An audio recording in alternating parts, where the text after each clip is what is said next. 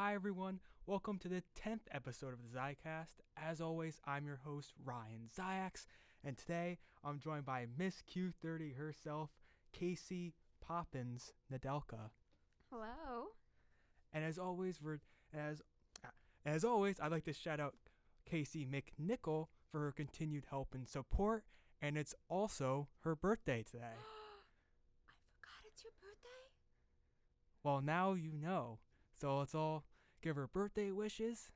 And it's also extra fun because we're filming this on Valentine's Day. I forgot it's her birthday. Well, now you know. Would you like a really cute sweatshirt with a teddy bear on it? I got it just for you. Okay, I'm sorry. I usually put them in my calendar. I'm very good with birthdays, I like to think, because I put them on my calendar. Don't ask me any of my parents' birthdays. Actually, I'm not good with birthdays. I'm very sorry.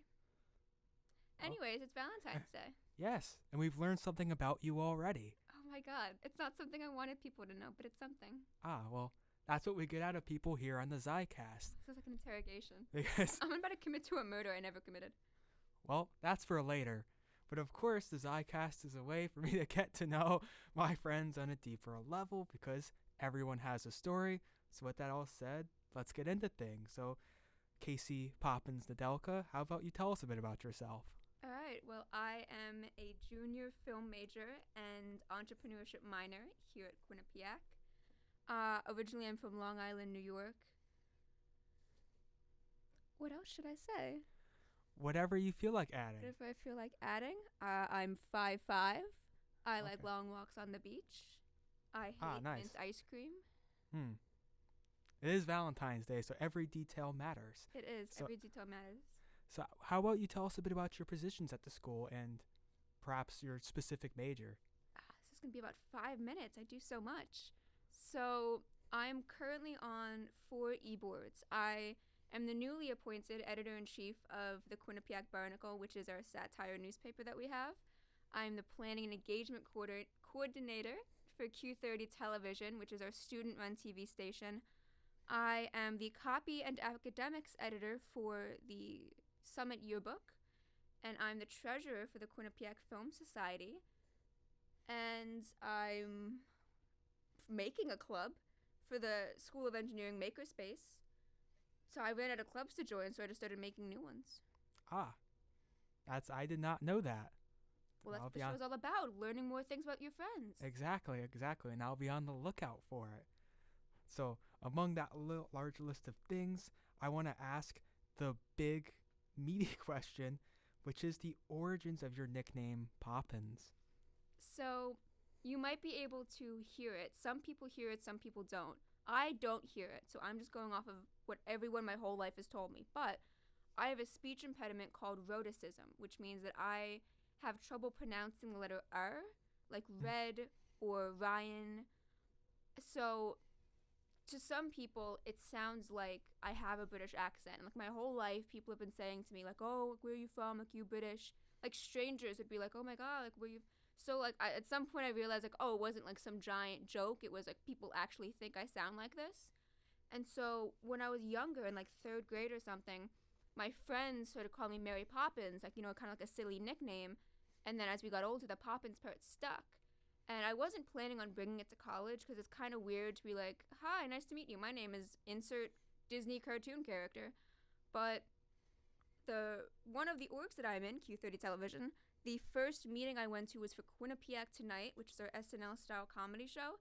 And when I went to sign up to help with the sketch, like, what's your name? I go, it's Casey. And they go, no, we have an AP whose name is Casey, who is now working the switchboard, whose birthday it is. I didn't forget.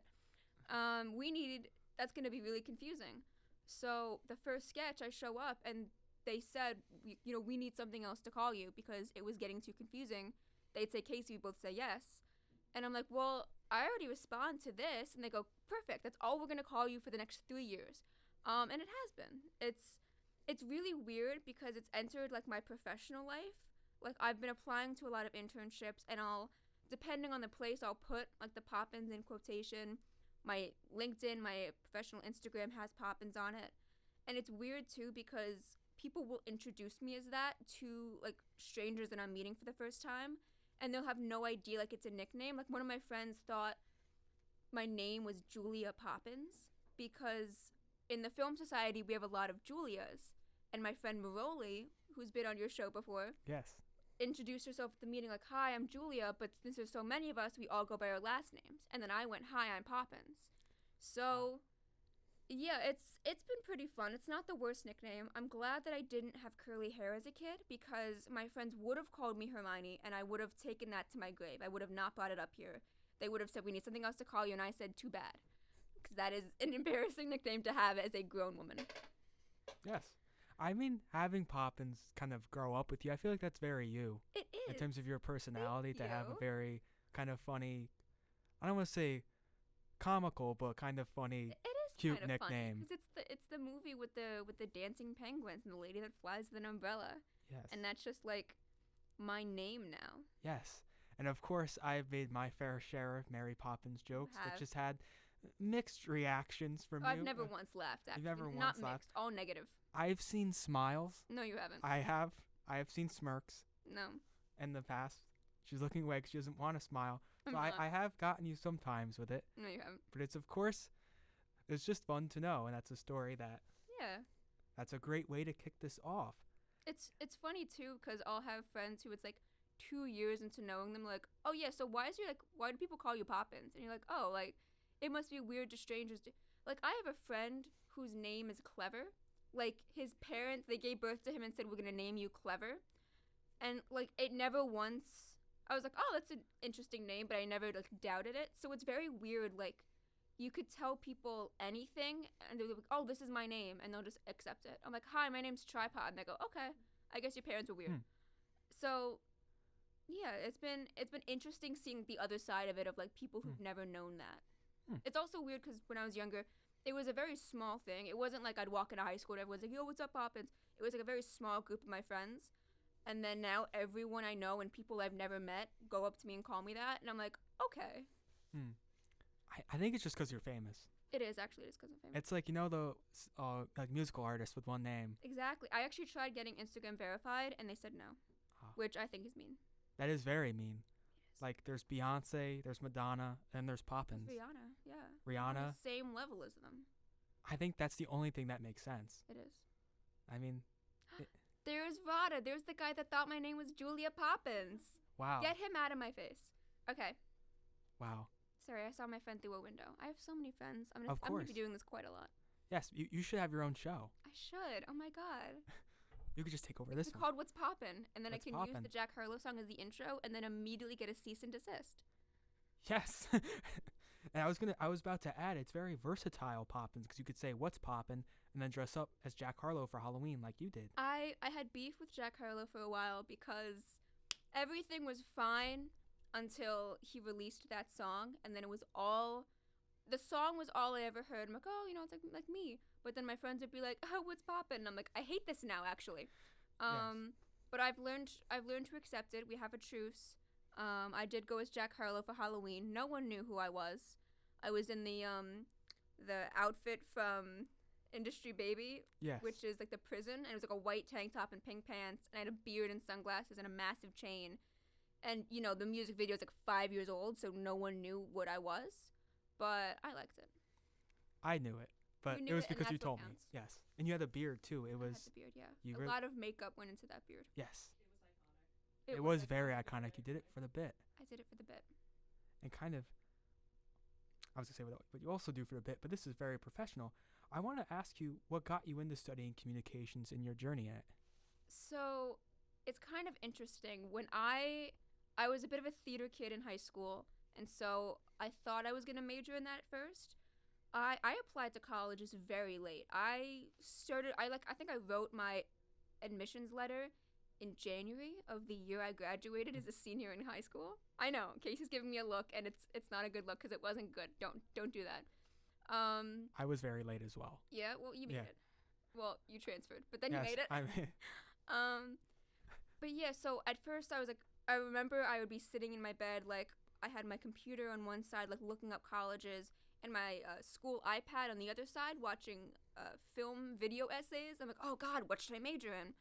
And at some point, I found film, and I'm like, oh, wait a minute. It seemed too easy to where it's like, oh, like, but I really like analyzing film and watching all this stuff. Like, I couldn't go to school for that.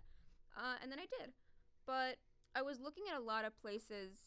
I'm not going to name drop them because I didn't like them. But one place that I got accepted to it, and I went to, like, the admitted students, like, tour day. And that's when I found out they didn't have a film major. They barely had a film minor. I don't know what I applied for or how I got in or how I missed that.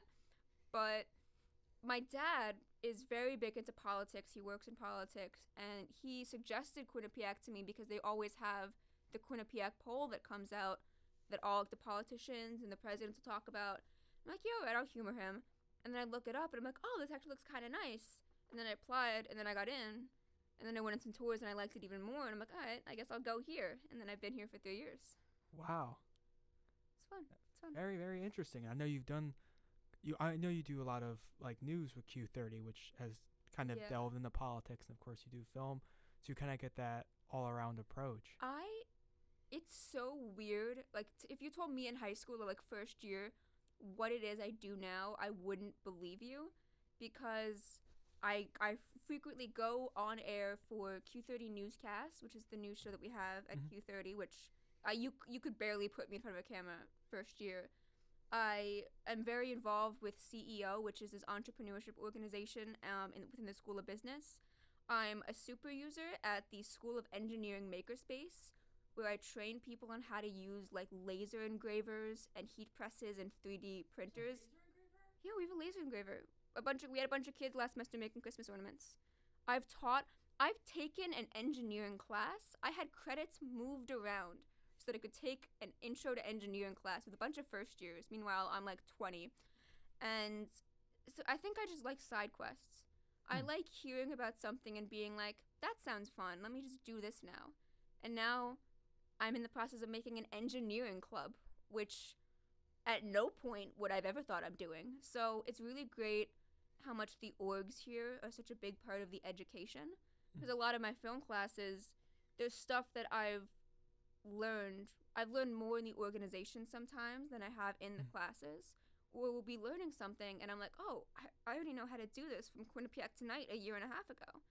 So I didn't know about any student media except the Chronicle when I showed up. Because I saw the Chronicle on one of my tours, and then that was it. All I knew about film was that we had the McMahon studio. And so I really lucked out, because if I didn't have these orgs, I probably would have transferred, because it's where I've met all my friends and found all my hobbies and gotten all my jobs from. So it's been really great. I know how thankful we are that you did find Q30 and everything. And I feel the same, because when I first transferred here, I transferred here for the film programs, but I never realized how deep it went with things like Q30, QFS. I didn't find that out until I was actually here and went to meetings and things like that. And then you went to Sundance in Utah, and you're applying to internships in LA, and you have your own podcast. Like, what don't you do? It's been like a semester and a half. Slow down. I'll try. But, and yeah, I really appreciate your versatility to kind of be a businesswoman while also doing all these creative things and engineering things. It'll only make you, well, more appealing for jobs and a better all-around person. It's funny, because I mentioned LA, you and I are both applying for the QU in LA program that the school has, which will send us to Los Angeles, which you can hear more about on the episode with Grace Doyle. Zicast plug. Zicast plug. But I have about 7 different like Canva template resumes that I use, because I'm applying to things in news, in film, and broadcast television, and scripted broadcast television, in sports photography, and sports broadcast production. And so I've gotten so much experience here that I wouldn't have expected. I have such a wide range of where I could work, which I think is really great, because in film, not that you're limited, but with internships, it's a lot more competitive. A lot less places take on film interns. And so I really think I have a good chance, because I don't want to jinx it, but I have a lot of experience, which I think could take me on some very interesting paths if I get to LA. Of course. I think if a lot of these companies sat down and talked to you, I think that you'd have an even better chance. Thanks. And I think, and you're just very right that it is very difficult to kind of get film related jobs. Like I know, like for example, production assistant. A lot of kind of studios have professional production assistants who aren't interns. So Yeah. it's kind of just navigating and finding what you can do. And even if it's something you don't ideally like want to do, it could still lead you on the path you want to. So it's always good to be open. So kind of you're talking about what Q30's given you. I'd like to ask you kind of what do you like best about Q30? And if you have any knowledge, what stands out about it compared to other orgs from other schools? Oh. Well, to cover the second part, I don't know much about what other schools have in terms of student media because once Syracuse is a very good school for journalism. And Mm. so here at Quinnipiac, we have something called the Media Suite, which is like this Mm. sort of hub for, this is where Q30 broadcasts out of. It's where Chronicle, the newspaper, edits. It's where we have all of our equipment, and people hang out in there all the time. So I was like, oh, well, this is a big journalism school, Syracuse. What does their media suite look like? And I looked it up, and it was like a genuine newsroom. It was like 2 floors. They had TVs everywhere, monitors everywhere. And I closed the tab, and I never once touched it again because of how immediately jealous I got that they have all this cool stuff. So I refuse to learn anything else but other schools. Not that Q30 isn't amazing, but it's just like, oh man, they have Macs that work. I wish we had that. But Casey's laughing because she's the head engineer for Q30, so she knows exactly how much our Macs don't work. But no, Q30 it's really great because we can attract so many different types of students. We have 5 shows. I've already mentioned Quinnipiac Tonight and the newscast. We have Hashtag That, which is sort of an e-news style entertainment news. And then Bobcat Breakdown, which is an ESPN roundtable debate style show. And then Sports Pause, which is a Quinnipiac sports news show. And so we get so many different types of people because we have film majors who are going to Quinnipiac Tonight to film sketches. We have journalism kids who are going to newscast. Just anyone that likes sports going to Pause and Breakdown. We've had a lot of people. We had a Quinnipiac Tonight cast member who is in law school.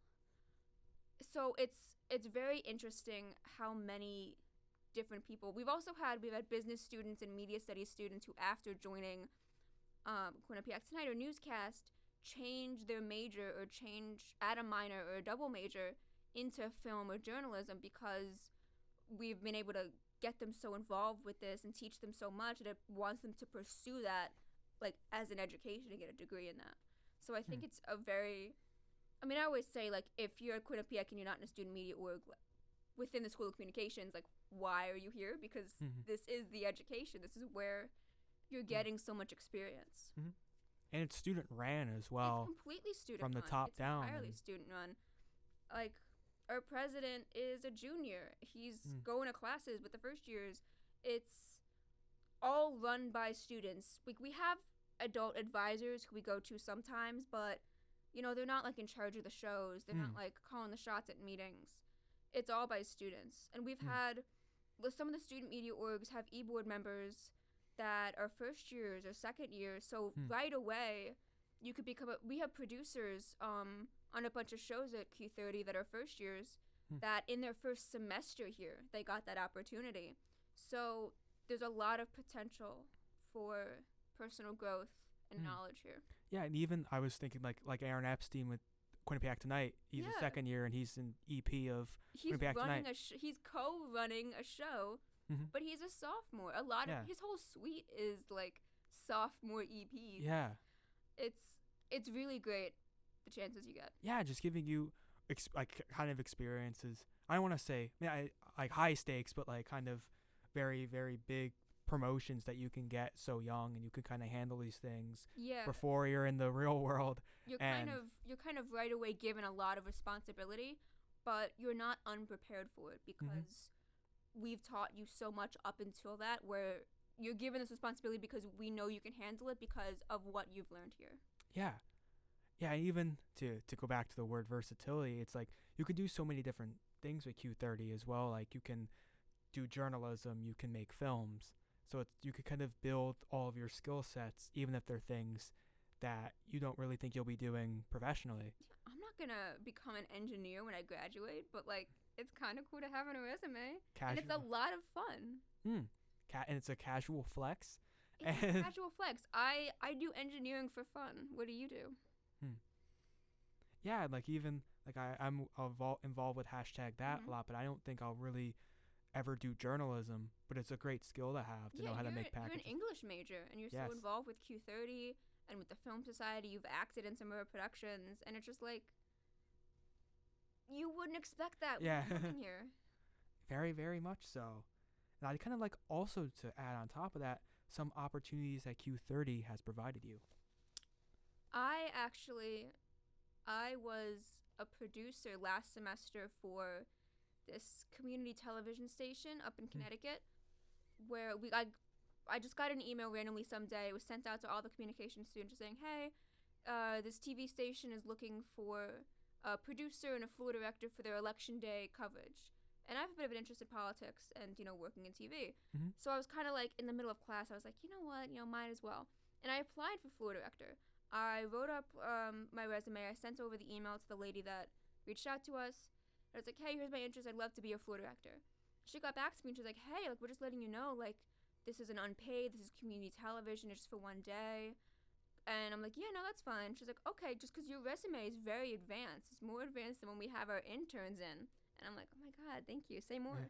And they ended up offering me the producer spot, which I hadn't even applied for, but I had the qualifications from Q30. It ends up being a really great experience. It was a lot of fun.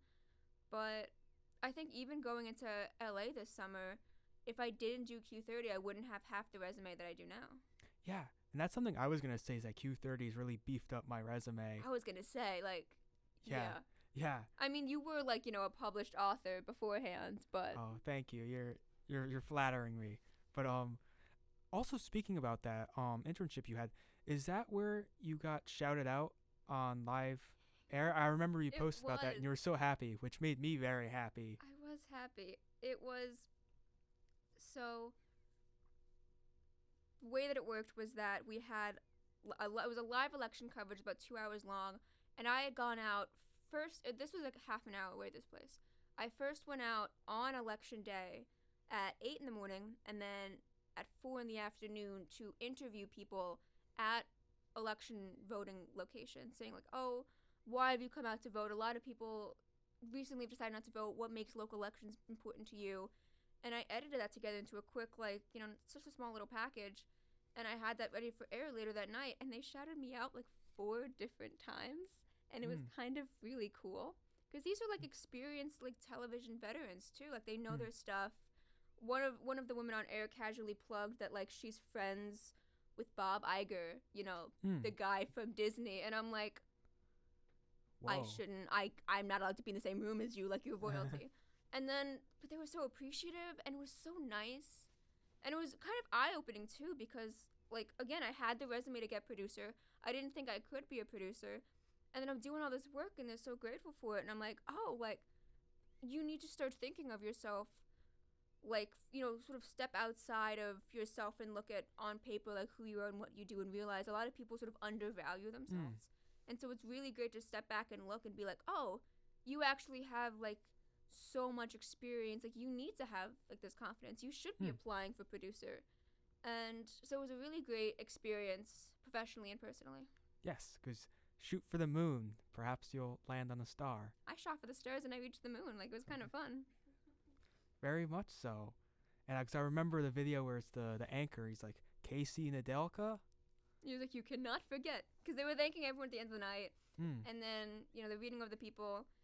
And then one of the men goes, oh, do not forget Casey Nedelka. And I still have that clip saved because I think it's really cool. If someone ever makes, like, an edit about you, like one of those, like, little reels. Like a hype edit? Like a hype edit, that should be, like, the intro. Dude, I'll get some of my friends on that. Put, like, the Metro. That'd be so cool. Put, like, the Metro Boomin song over it, the superhero song. Reynolds. They could kill that, I think. So, yeah, if this is a message for anyone who wants to make a Casey Poppins Nedelka hype video. Yeah, please. That's a great intro. Offers. Yes. So I'd also like to kind of delve into another thing that has provided you with a lot of opportunities, QFS, Quinnipiac Film Society, kind of what you like most about it and how it differs from Q30. QFS it's a lot more casual. We don't do, like, weekly productions or episodes. Q30 is very professional, And Film Society is just a place where film majors, or like, we have one first year who's there who's like a biomedical science major or something like that. Shout out Harry. Shout out Harry. All these different types of people who just like film. And, each semester we'd get to do like a short film production, but, we do movie debates, we do watch parties, and it's just a really fun, it's just like a giant, weekly mandated friend group, basically. But I've gotten a lot of opportunities and experience through that. I think the most unexpected one was my first year, fall semester, we did a short film, which was written and directed by one of my friends who was also a first year at the time. So great opportunity that she got. I signed up to be a PA because I didn't have much experience. I didn't know what it was I wanted to do. And she doesn't look like she seems to remember this, but there was nothing to do, and there were like 7 PAs. She remembers this. And I was like, look, there's like 7 PAs. None of us are doing anything. I got to be proactive. So I walked up to Casey, who at the time was the director of promotions for QFS on the e-board. And I said, hey, we're not doing anything. I'm sitting around. Give me something to do. And she's like, well, I have to take some more like Instagram stories content. Could you take my camera and take photos for us? And I'm like, sure, why not? I've picked up a camera in my life, but I had never once done photography outside of like my phone camera.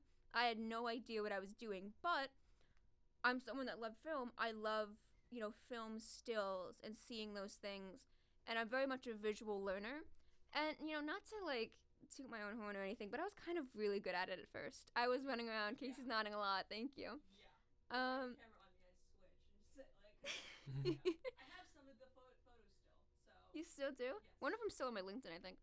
But I went around taking behind the scenes photos, still promotional photos, and no idea what I was doing. I wasn't adjusting the shutter, the ISO. I didn't know what an ISO was. But they still came out, pretty good. And that was really surprising to me. And I ended up the next semester, I forget if I did photos for the next semester's production, but I definitely did photos for my friend's capstone, which is like the senior like film project thesis that we do.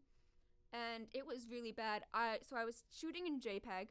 For anyone that knows photos, you'll love this. I was shooting in JPEG the entire time, and I would upload them to Google Drive. I used to have to make like 4 different accounts per thing because of how many photos I would take. I would download it onto my phone. I would edit the photos in the free Adobe Lightroom app and then re-upload them into Google Drive. It was archaic and it was awful. And then eventually someone taught me what a RAW file was and how Photoshop RAW editing works. And now I do a lot of photography for QBSN, the sports magazine. I just went with QFS to the Sundance Film Festival with a press pass from Q30, and I was on red carpets like shooting photos of all these actors and directors and producers, and I was posting them online to my social media. And I haven't checked since I got back, but when I was there, over Instagram and Twitter, I had over 2,500 likes from all of my posts. Well, I got Camila Cabello and Dylan O'Brien. Those did numbers. Those were huge. But, there was Will Ferrell. There was so many cool people, and it was a really unique experience and it's almost entirely self-taught, too. Like, once or twice, someone would show me, how to convert a RAW file to a JPEG. That took a while. But a lot of this stuff I just learned from, like, what does this button do? Oh, it changes the saturation. Cool. And so that's the most unexpected thing because, like, I own my own camera gear now. Like, I do grad photos. If anyone's graduating, hit me up. But it's become such a huge part of my career. And I was like, oh, if I signed up to do, like, audio or something, I would be in a completely different place in my life. Like, I wouldn't be in QBSN. I wouldn't have done all this cool stuff. I would have gone to Sundance on the press lines. So, a very unique experience. Casey, thank you for needing Instagram stories content. I'll thank you when I win an Oscar, because they'll definitely give Oscars to photographers someday, sure. But yeah, so that was the most unexpected thing to come into QFS, was a career. Wow. My first year. New Poppins origin story just dropped. I know. Wake up, everyone. Wow. My God, babe, wake up. Poppins lore dropped. Yes, Poppins lore. And that's incredible. Like, I remember, your photo of Sebastian Stan that was getting used by all the Sebastian Stan. How did I forget Sebastian Stan? all the Sebastian Stans Dude, were posting your photo. I had actors. There was a film called Pony Boy that Dylan O'Brien was in. Actors from that reached out to me. It was really cool. I had, producers. There was a Sue Bird documentary, and one of the producers who works at ESPN retweeted my stuff. Pretty cool. The coolest one, though, was we went to go see, I think you were there. We went to go see A Different Man. Yes. Which was an A24 film starring. I was right next to you as you were snapping photos. Me. Oh, God. I'm sorry. I keep forgetting things today. Oh.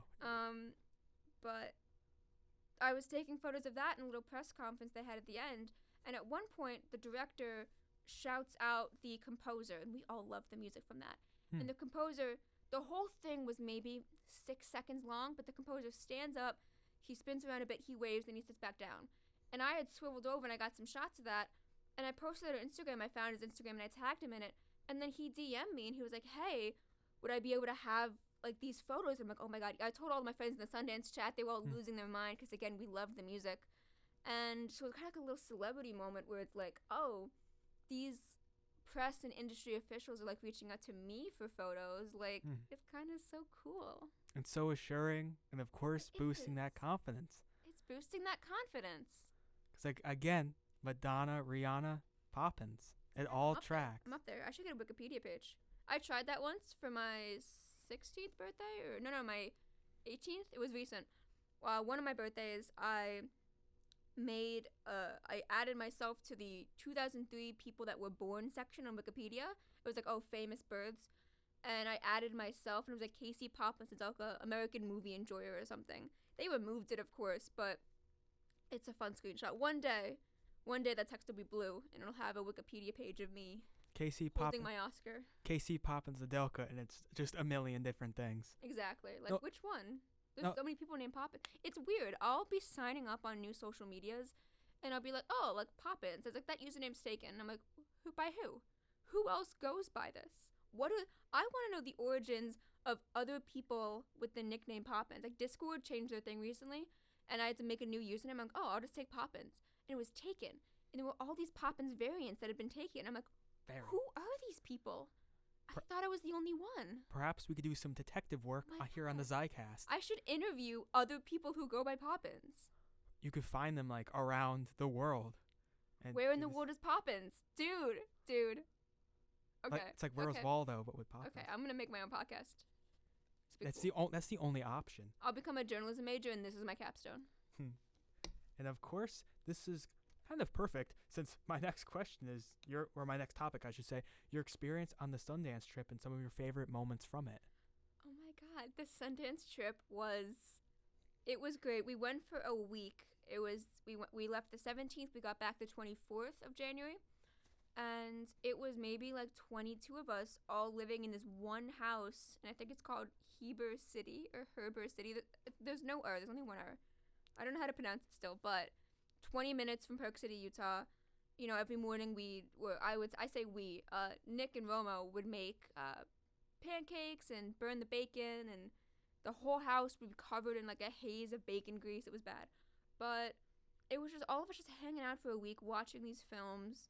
I got to see a lot of cool, press screenings and films like A Different Man that I saw. And it was honestly just a really great like bonding moment because we still use the Sundance chat. It's like a group chat now because all of us just became so close on it that it just became a fun group chat. We played Adam Sandler Bingo. Elite moment. Which is a bingo board that my friend Josh made of just stereotypes of Adam Sandler movies, and you would check it off per thing. I think I once got a bingo in 7 minutes when we watched Jack and Jill. It was amazing, but it was a lot of fun. Yes, very acute perception of his movies Josh has, because yeah, he has a real deep understanding as to what makes an Adam Sandler movie. Yeah. Do you have any key favorite moments that you can point to, maybe that you haven't mentioned here yet? I know you talked about the bonding, but any like specific experience I'm not sure. It was just a lot of the small moments when I would just get to hang out with people, or like we'd be up until 2 a.m. just gossiping or watching Napoleon Dynamite, and I would be so tired, but I didn't want to go to sleep because of how much fun I was having. It wasn't good. I got kind of sick, but Oh, we all did. oh, we all got. it was the altitude. We all got sick. It was bad. But we're alive. No one died. But yeah, it was really just the small moments. There were some really great films that I saw. The first film that I saw was called Evelyn, and it was a documentary about this man who he passed away, I want to say around 10 years ago now. He had muscular dystrophy that he had gone up with his whole life, and so slowly over the years he lost control over like just certain parts of his body, and he eventually just sort of became a bit more of a recluse, staying inside a lot. He died when he was like early 20s or mid 20s, I think, too. He was very young. But he would stay inside a lot, and he would play video games because he still had control of his hands. And he played a lot of World of Warcraft. And he was in a guild for about 8 years where he just made all of these close friends, these close connections. And after he had passed away, his parents were really upset because, you know, he never really left the house. He didn't get to form these close friendships, have relationships. But then, like, they posted about his passing on his blog, and they had dozens of people pour in saying, like, I've been friends with your son for 8 years. He helped, like, rekindle the relationship between me and my son. Like, I was in a relationship romantically with him for many years. And it was very sad, but it was also very interesting about how connecting online games can be, especially with the rise now of, like, esports and things like that, where video games are becoming a sport now. Like, people are D1 in Super Smash Bros. And so there's a bit of a stigma against it, but it was a really great look into, like, the people behind it. It's not just characters on a screen, it's the people controlling them. Yeah, I know that moved you significantly, like sobbing. The image of you crying. I took a photo of myself after it ended of me crying. That became a bit of a meme still. But no, it was very sad in a touching way. Because at the panel, too, afterwards, his parents, his sister, some of his friends from the game were there talking about, like, still what an impact he had, how moving it was to have his story on screen, have all these strangers, you know, touched by his story. It was Sundance is very unique like that, where, like, you're not just seeing a film, like, you're forming those connections with people. Exactly, and that's something that's just kind of being a figure for positivity and kindness, and kind of the ways that can reach people in ways that are perhaps unexpected. Exactly. And that's kind of something I set out to do on this show a lot, not to toot my own horn, but kind of so egotistical. Yes, that's Huge just ego. me. But kind of just to create it like a fun space where people can be themselves, and perhaps that can reach other people. Yeah. And that film reached you as kind of like what you said about Exactly, Sundance, where it gives kind of visionary filmmakers or allows visionary filmmakers to fulfill their visions and create the films that they want to. And I'm curious as to, like, what other Sundance films really stood out to you that you saw. A Different Man was very good. That was an A24 film. Gosh, I'm kind of blanking. The only ones I remember, the Adam Sandler ones we watched at the house. What else did I see? Real cinema. Oh my gosh, no, I'm blanking. I don't know what else I saw. Did you see Hitman with us? I did not see Hitman. No. Did not see 'Cause Hitman? That's coming out in June on Netflix. I don't really have to wait too long to see that. That's try fair. to avoid, when I'm going to Sundance, I try to avoid seeing things that have already been picked up. Like, A Different Man was unique because it just seems so interesting. It didn't have a theatrical release yet, but it was produced by A24. It's going to be in theaters sometime soon. And but Sebastian Stan. Exactly. The story was just so interesting to me that I just had to see it. But I try to avoid things because you'll see a lot of times with Sundance where it takes over a year for something to come out. I remember, was the Bob Marley documentary last Sundance? I don't know exactly. That's a Grace Doyle question. No, it wasn't. I'm confusing it because my friend Grace worked for his estate, which is what's confusing me. But you'll have things like that where documentaries or films premiere at Sundance, and then it takes maybe over a year for it to actually come out. And so it's just I try to not see the things where it's like, all right, this has already been bought by Warner Brothers. I'm going to see trailers in a week. Like, Love Lies Bleeding seemed like a very good film, but I was seeing trailers before I went to Sundance. Like the Magical Society of American, the American Society. It's such a confusing title. Yeah. The American Society of Magical Negroes had the trailers out like months ago. So I try to avoid those because you'll get to see it. You might not get to see the smaller ones because those don't always get picked up. That's totally valid. It's also a great way for me to avoid remembering Yeah. anything that I saw because I have Yeah. forgotten. Yeah, It's a really great segue. and a great way to avoid maybe like really packed theaters as well, or packed lines. Exactly. Plus, like, you're not seeing it like with a bunch of people like from your hometown. Like, maybe half the theater's full. Got some kids talking behind you. It's people Yeah. where you're gonna be like afterwards. You can have a conversation with them about this, and they're gonna want to talk back with you about Yeah, it. true film appreciators. Exactly. Not to sound like all like artsy and snobbish, but like it's where real film happens. Yes, exactly. But on the other side, it is fun to see a film like Hitman with Richard Linklater and Glenn Powell actually the audience there. reactions are so much fun. Yeah. Except if they don't like the movie, because then I feel bad. But if they like the movie, it's so much fun. I'm trying to think of some other movies you probably saw. Did you see My Old Ass? I did not. You can look on no. your letterbox. I Exactly. am. I'm gonna keep talking while I do because I don't like dead air. That's totally My fair. friends have a radio station at WQAQ, so I know all of these fun.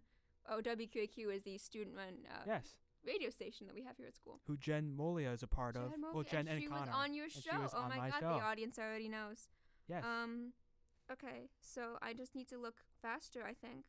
No worries at all. And Handling the Undead. Handling the Undead was quite good. That was I want to say Norwegian film. It was just about, it was based on a book, and it was about the idea of something happens. They never say what it was. Even the director afterwards said, like, it was never meant to tell you. But suddenly across, like, the entire, like, country at least, dead people came back to life. But it wasn't like I don't even want to spoil. No, I don't want to spoil. That's the worst thing about Sundance, is that there's so much you can't say, like, because it's spoiling. the premise of the movie is spoiling it. I kind of get those movies. It's not. Sentiment. Yes. I also saw some other ones that I won't say because I didn't necessarily like them, and I don't know what I mean. Okay, that's totally fair. So do you have any other films to add, or is that... I think that's as far as my memory will take That's me. as far as your memory will I saw take you? Ratatouille. We watched Ratatouille at the house. Ah, so a real movie. Of course, yeah, about time. That and the Adam Sandler movie. So Yep. So moving on from one really fun trip, we have another potential one, and we've touched on it before, but I want to ask you kind of your interest in QU in LA and what you hope to get out of it. I hope to get a job. No. I would love to get the experience of being in, like, the entire town is just the industry, where there's all these different places you can go, like, things you can see. You've got these, historic vintage cinemas, like the New Beverly, or these really cool bookstores, because I'm a bit of a nerd and I want to read books. You're talking to an English major. Oh my god, I'm talking to a published author. Oh no. We also fun just a Sundance story, the bookstore with The the bookstore cat with the cat. Dolly. She was kind of mean. She did not like us. Yeah, she's probably overcrowded with people. I also thought it was... Why would you have a bookstore where the whole point is that a cat walks around if the cat doesn't like people? What color was the cat? It was like a black and white, like a little I have a photo of Brian with it from last year. Really? Oh, really? Yeah, the cat was there last year too. I remember her Pseudo-cat. actually no, she wasn't friendly. She was hiding in a corner. But I thought it was funny. Her name was Dolly, like oh film. my god, like a film dolly. Yes. I'm sure that was what they named her after. But I want to get the experience of working professionally, because as great as student media is, we teach you up until a point. We're preparing you for the real world, and so now I want to enter the real world. And I also think it'd be so great to be able to hang out with my friends, like living in LA for 3 months. It'll be, if I get a job, fingers crossed. I've got a list I've applied to that I won't tell you because they're my jobs. No, I'm kidding. You've already got job offers, actually. How come you haven't said yes to something yet? You've gotten, like, multiple offers. Well, wow. Way to put me on the Yeah, spot. I'm changing the conversation now. This is on you. Okay. Well, I have said yes. It's just confirming some other things, but Okay. I have received some You're yeses. still looking. You're an entrepreneurial man. You're not going to take the first offer. You're going to look for something. Yes, but But you're I'm safe, of course though. very grateful for what I have No, of gotten, course you are. but I'm very excited for it as well, and you can continue if you had anything. I else to didn't add. have much. That was my way of avoiding Okay. finishing the sentence. Okay, that's fun. And yeah, and of course we've had other guests like Grace and Ari who've talked Yes. about their experiences. Yeah, you got a whole QUNLA episode out of her, I'm sure. Yeah, and she was fantastic. And kind of hearing about Andres, who runs the program, who's very accomplished and distinguished, and is just such a nice guy. I've talked to him many times, Yeah. and I have a lot of trust in him and trust that he'll kind of show us a great time out there. And I know I've heard so many fun stories, and it's just a great way to grow, a great way to understand the industries we want to enter, and of course go to a city that I assume you've never been to. I've never been. I've never been further than Utah, at least on the landlocked America. Very interesting, yeah. And I've never lived in the city before. I don't know about you either. In like Manhattan? Well, I've never lived in a city. Period. Oh, a city. Yeah, I live in a suburban area, but I'm close enough to Manhattan that I not frequently, but I go there enough to where like I'm comfortable there. So I'm not too concerned for that aspect. Although I've heard LA is not walkable and that you must drive or take public transportation, which is scary. Rather don't want scary, to spend thousands on a rental car, but I would like to get to work, please. Yes, yeah, and that's all things to figure out, but a lot of exciting prospects out there. So kind of now to move on, I kind of want to ask you a question I was very curious about. Is kind of what you think has influenced your very unique sense of humor the most that I've been at the expense of. No, it is expense. I like to make fun of my friends a lot, but they know that I'm joking, which is why it's funny. I would say that something I've noticed that I do, I don't like steal, but I pick up a lot of habits from my friends.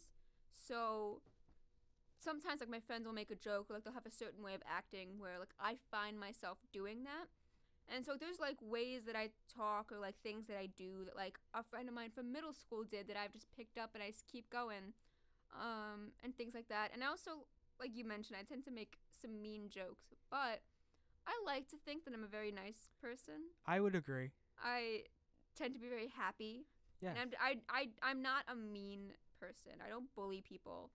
So I can get away with bullying people because they know that I'm joking. And so a lot of times, like, if you pass me in the hallway, like, you'll think that I'm just ripping into one of my friends. Like, oh, man, she hates that guy. But in reality, like, we're both joking. We both know that I'm not serious. And so that's how, like, I can kind of get away with it. But thank you. I do think I have a very unique sense of humor. So here's an example for anyone who doesn't know. One of the many examples. I don't know what this could be. When I made my Instagram post about going to Sundance, you commented, "It was so great meeting you." And I looked at that and I'm like, wait, that wasn't mean. That wasn't mean. I wasn't mean, but I was thinking like, did she comment on this? Did she think she was commenting on somebody else's post? So I said likewise. Like I didn't know what else to say. It was like, because you're Ryan Ziaks, you're like the host of the Zicast, you're a published author. It was like, oh my God, it was so great meeting, as if like we're not friends and as if you were a celebrity that I met. That's what I figured, but I was taken aback, and that's what kind of influenced me to ask that question because I'm like, hey, why do you act the way that you do, please? Well, I don't get your joke. Explain them to me. I didn't mean it like that. I know you didn't. But you know I'm joking, which is why it's okay. I mean, I've had my fair share of riffing jokes, like when I asked you where you were from, and you said Long Island, and I replied, "Oh, I thought you were from New York." You see how I still didn't laugh. You didn't laugh. I got a smirk out of her, Casey. I got a smirk out of her when I told her that joke. The camera was on you. She didn't. The camera was on me. Yeah. I got a smirk out. No, when I first told her that, I got a smirk out of her. No, he didn't. He's hallucinating. I'm not. Lying. He's gaslighting all of you. It's okay. I have no clue what's happening either. So, perhaps we should move on. Perhaps. Perchance. Perchance. I'd like to ask you, what are some things that people may not know about you? Or one thing? Or anything? See, this was the question I asked you but beforehand because I don't know what to say. People are always more interesting than they think they are because everyone has a story. But there are some things where people are like, oh, like, I don't really, like, I'm not interesting. Like, what do you mean? Like, you do this, this, and this. And they're like, oh, well, like, I do that all the time. It's so normal to me that, like, there's things about you that are very unique or cool that you don't even realize are unique or cool because it just becomes so normal to you that, like you don't even notice it anymore. And so I don't. What is something about me that you think? Give me some ideas. Well, you could mention that you have an adorable cat I have named two Linguini. adorable cats. Two What adorable do you cats, my mean? I bad. have Sonia and Linguini, and I love them so much. Can you please edit them into the video part? Oh my god. Sure, yeah. We could get some. I'll send you photos of them. We Thank can you get so some much. B-roll, yes. I got some B-roll. This is like On so the Zicast. professional, guys. It's like a Q30 package. Oh my god, it is. But like an hour and a half long. Whoa. So it's an upgrade. Even, or if you want to add anything else, like even a personality trait that people might not expect about you, like Personality if you're very competitive or something along those lines. I am very stubborn, but Hmm. kind of as a bit, where like I As a never bit. use like when I'm eating, I don't use knives. Unless like I pick up the knife when I first start eating, like I don't. Like if I pick up a fork, I'm like, oh, this is a bit too tough. I will cut it with the fork, and if someone's like, do you want a knife? I'll go, no, I got this. And like I refuse to. I also, I guess this is something interesting. I tend to like a lot of things because like they're the underdog, to where like my favorite band is Weezer. Anyone who knows me knows I love Weezer. But I first discovered Weezer because in 2011, Alvin and the Chipmunks 3 Chipwrecked came out, and on the deluxe edition of the soundtrack was a deleted track where they covered Holiday by Weezer, and I really liked the song. And then a few years later, they came out with, I want to say it's the Teal album. It was their cover album that they did. And I was like, oh man, these songs are great. But then I look on Twitter, everyone's like, man, Weezer sucks. These guys are awful. I'm like, you know what? Now they're my new favorite band because people were mean to them, and I didn't like that. So now Weezer is my favorite band because I was upset people didn't like them. And I think that influences a lot of like my decisions, where it's like, I don't know. It's a lot of the thing. Like if there's people, sometimes people gossip and they'll be like, oh, so and so. Everyone's like ganging up on one person. Like, oh, I don't like this person. Like suddenly I'm like president of their fan club. I love this person, because you always want to have someone on your side, like someone's got your back, and it's just like. Plus, sometimes like everyone will be like, "Can I swear on this show?" Yes, you can swear. Yeah. I want people to be their authentic selves. Sometimes everyone's gonna be like shit talking one person, and then you go talk to them. You're like the nicest kid. You have no idea why people don't like them, and sometimes people are just mean. So you don't want to listen to someone else's opinions without forming your own. And I use it as like motivation to become friends with someone, where it's like, oh, this is who people hate now? Cool. They're probably actually a really decent guy. I'll go become friends with them. And they're actually a really decent guy. And now I have a new friends, and I didn't let these bullies cloud my judgment. Yeah, it's something about me. I hate bullies. That's Wow. the unique thing. And that was, see, you did have an answer did to have that an answer. question. I And surprised myself. I believe your ability to stand out from the Although, crowd. like, if you're friends with me and you listen to this, I'm not friends with you because people don't like you. Don't take it that way. If you're listening to this, it's not about you. Well, yeah, like I was saying, your ability to stand out from the crowd is always present. And I feel like that's you. why. I mean, like I'm a big Coldplay fan. A lot of people make fun of them. My sweet mate loves Coldplay. That's amazing. She has a sign that says "Don't shit on Coldplay" because people shit on Exactly. Coldplay, and she doesn't like that. Yes, I also like Nickelback, and a lot of people. I love crap. Nickelback, Yes, dude. I'm glad. And exactly, it's just. I mean, I like those bands genuinely. It's not. It didn't Well, stem I like from. Weezer genuinely now. It started off with like, all right, I like them for the sake of no one else likes them, but then it just became like I do that with coffee sometimes too. Like I don't really like coffee, but I was really tired once, and I picked up this like bottled vanilla latte from the caf, and I'm like, this looks fine, and it tasted really gross, and I'm like, no, this is what I'm gonna drink now, and I kept drinking it, and now I really like the taste of it, so I kind of just like force myself to like things. Well, that could pay Yeah, I don't know dividends. what the reaction. That was an appropriate reaction of just like pure silence, because I don't know what the appropriate response to like I force myself to drink shitty coffee would be. I mean, this is the largest answer I've ever gotten to this question, Oh, and you did okay. not want to answer it. So that's I something. didn't want to answer and- it too. I tried to have you remove it, and you said no. Are you talking about the Starbucks drinks? The Starbucks vanilla lattes. I love those So now. apparently you're supposed to freezer. Oh, okay. You put it in it, it's like it turns into a frappuccino. Oh, no, I just drink it straight out of the fridge. Sometimes I'll have one for like a few hours, and it'll be like 9 p.m.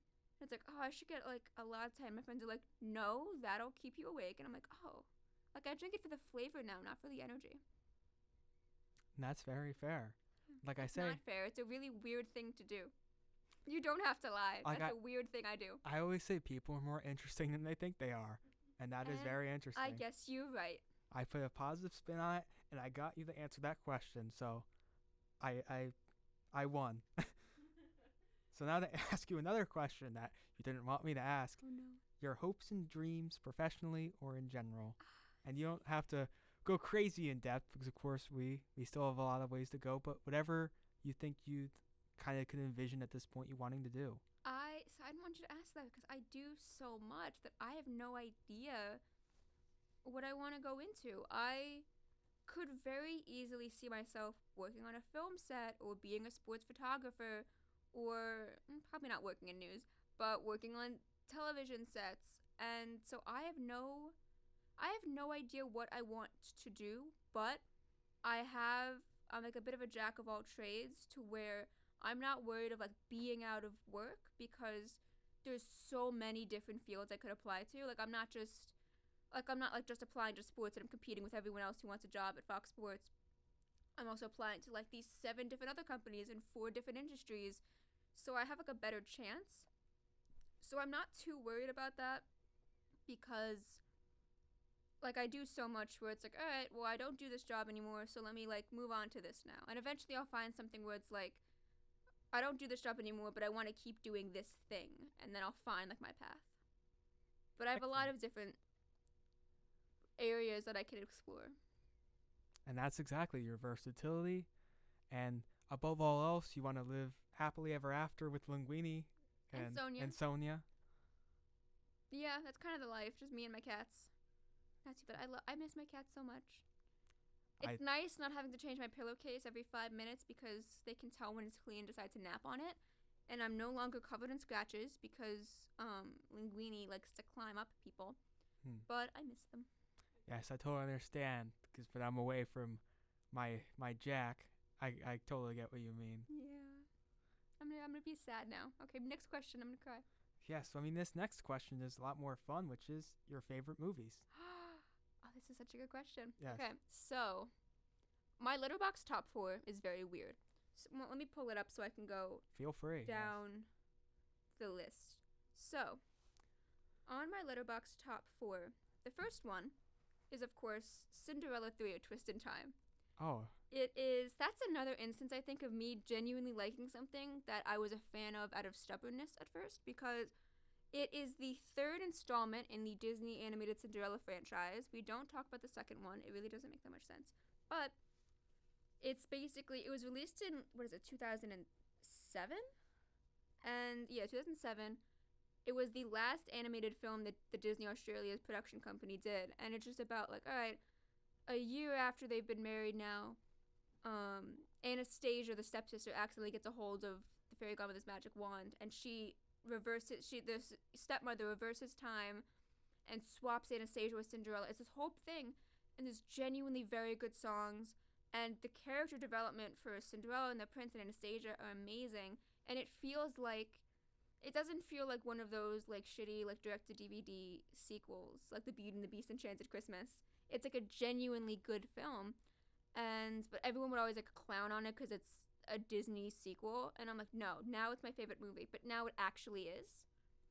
So it's always unexpected. That always gets people. It's Cinderella 3. Maybe doing things like out of spite services you well. I guess so. And I'm sold. I would like to check this movie out now. You should. It's on Disney Plus. It's on Disney Plus. The second film on my list is Knives Out by Rian Johnson. That's just a really good film. 10 out of 10. I think it's amazing. Nothing weird there. And then Singing in the Rain, again. Oh. Very good film. Totally normal. Not weird at all. Very Poppins. There's umbrellas in that one scene. Well, I meant like the whole spirit of the Poppins name. Oh, of it's me. Very... Not Mary Yeah. Poppins. But the 4th film is called The History of Time Travel. Ah, which you've told me about, yes. Yes. Very, very interesting. It is very interesting. It is a mockumentary about the creator of the time travel machine. And that's all I'll say. I think it's really good. It's really good. It's kind of low budget. I found it while scrolling through Amazon Prime one day bored, and it's not perfect, but it's got a lot of great visual storytelling and details like that, and it's just kind of funny, and I really like it. Yeah, you've gone into detail. I remember at Sundance, you went into detail. I went into too much detail, and then my friend got mad because he's like, "Oh, well, why am I gonna watch it now?" But even though you did give away a lot of details, but I'm still very much interested in watching. I apologize already. I'm sorry. No, I'm very much interested in seeing it as well. That's a very interesting top 4. Is there any more you want to add that you like? Off the top of my head, no. Those tend to be the ones that I name anyways. What about you? Ah, yes. Do you always answer this one? Sometimes it gets turned back on me, but I'm always happy to answer it. The movie I don't really have a favorite movie, so to speak, but the one I've watched the most is The Dark Knight, so I kind of roll with that. La La Land is one of my favorites. Okay. The Place Beyond the Pines is one of my favorites. 2 movies I was in. Ryan Gosling. You're smiling, I see it. I'm not smiling, by the way. Prisoners by Denis Villeneuve is one of my favorite films. Shawshank Redemption. And of course, I have so many Nolan movies like Inception, Interstellar, Memento, etc. All right, let me make this easier. What films don't you like? What films don't I like? I appreciate all films because they can all teach me something. So I wouldn't say there's necessarily films I don't like. There's films I like less than others is more so I would say, but I always can learn something from seeing a film, so I wouldn't say there's any films I necessarily don't like. No shot. There has to be a film that you don't like. You've never once been like, this is garbage. You've turned it off halfway through. Given it a 1 star on Letterboxd. Come on. Well, perhaps the there director are. isn't watching. It's okay. Be honest. But I would not like to name any films just out of respect. You're a suspiciously polite person. Suspiciously polite? Yeah. I feel like news is going to come out that you, committed some awful crime. And it's going to be shocking because no one will expect it. Like, you're hiding something. I mean, some people do say I look like Homelander. So. I wouldn't be too proud of that. You're smiling when you say that. Well, look like Homelander, not sure, act like Homelander. It's a compliment, but like look like Homelander, not act like Homelander. My friends compare me to Homelander a lot. Why are you running away? Well, this is going awry. So it's completely on track. So I'd like to ask, is there anything more you'd like to add to the show? Hi Mom, hi Dad, hi Grandma, hi anyone that they send this to on Facebook. No, I think that we've covered everything with my social security number, honestly. And we can't pry that out of you. It's 438. Well, there's a start. And of course, we got a great instance of your sense of humor, too. Thank and you. how multiple instances I'd like I can be at the expense of it. So, of my course. My favorite target. Yes, my favorite. I'm an easy one, so. Yeah. Yes. And of course, Miss Casey Poppins Nedelka, you're as interesting and insightful as always. Thank you. And thank you for coming on. This was a lot of fun. Having me. This was a lot of fun. And one of my more highly anticipated episodes. Oh my God, thank you. And of course, as always, this is Ryan Ziaks with the Zicast, where everyone has a story. Signing off. Thank you all for watching.